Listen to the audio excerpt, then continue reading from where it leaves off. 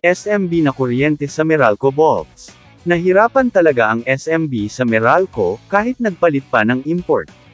Nagkamali nga ba ang SMC nang ibinalik nila si Leo Austria bilang head coach ng SMB?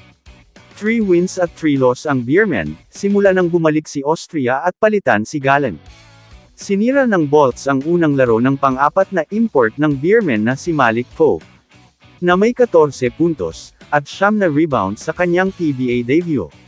Si Junmar Fajardo ay may 20 puntos, at 13 rebounds. Habang si CJ Perez ay may 16 na puntos, sa 6 of 13 shooting, mula sa field para sa Beermen, na natalo sa ikatlong pagkakataon sa 4 na outings.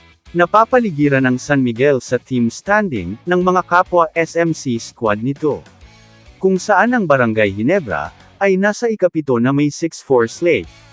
At ang Magnolia, sa ika-9 na may 4-6. Napayuko na lang ang San Miguel, lalo na si Junmar Fajardo. Dahil pakiramdam nila, ay nascam sila ng kanilang bagong import, na hindi nila masyadong naramdaman sa laro. Dahilan kaya ang Beermen ay sumandal na naman sa kanya.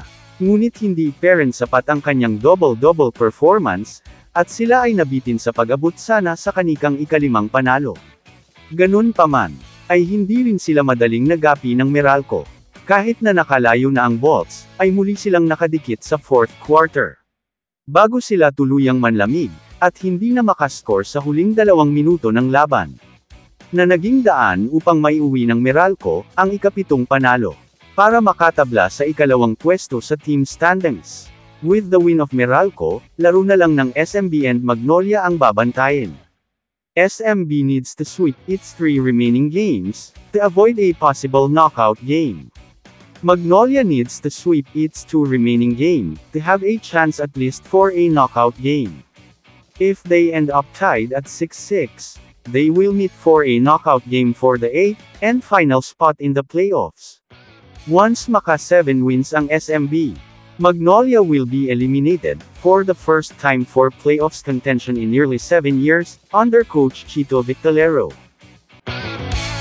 Kamusta mga idol? Sports Zone PH, para sa sports news and update.